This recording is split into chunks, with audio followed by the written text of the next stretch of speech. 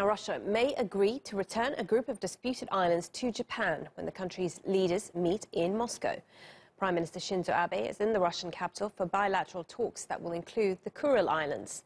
Japan claims them as its northern territories.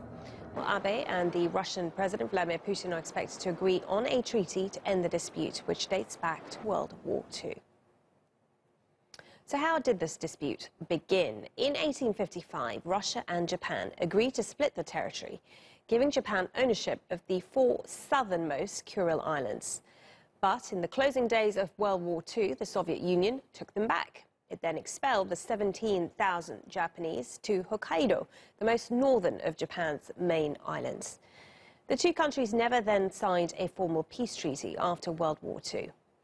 So now President Putin says the only resolution to the Kuril Island dispute is to sign a treaty now, in which Russia would return the 2 smaller islands, Shikotan and Hamobai, to Japan. Let's get more on this. I'm joined by the president of the Shingetsu News Agency, Penn. Many thanks for joining us on TRT World again, Michael. Talks ongoing. What kind of deal do you expect is going to be reached between Russia and Japan when it comes to these islands? Well, I must say my own expectation is rather low because, it would involve, to really resolve it, it would involve, Russia giving up sovereignty over territories which Japan is claiming.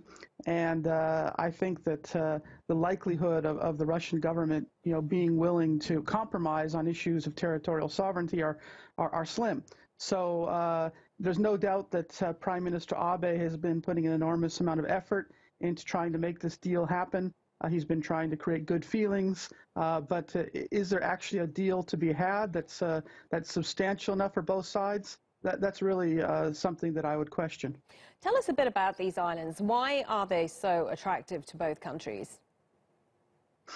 Well, to be honest, I'm not sure that the islands as of themselves are of that much importance. For the sake of the Russians, it has something to do with security and defending those seas, especially from from surveillance and things like this.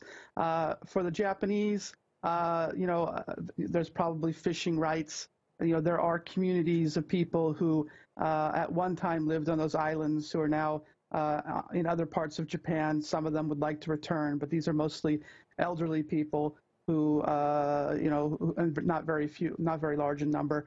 So, I don't think that they're extremely valuable territories in and of themselves, but it's just the nation states tend to get pretty touchy when it comes to issues of territory and land and sovereignty. Isn't there oil on the islands?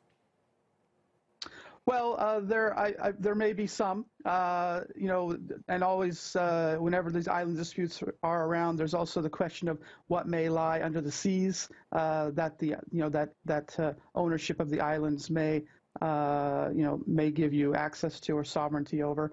So natural resources are always something to be concerned. I'm not aware that these islands are particularly rich in natural resources, but that possibility always exists. Okay, good to speak to you. Penn there for us.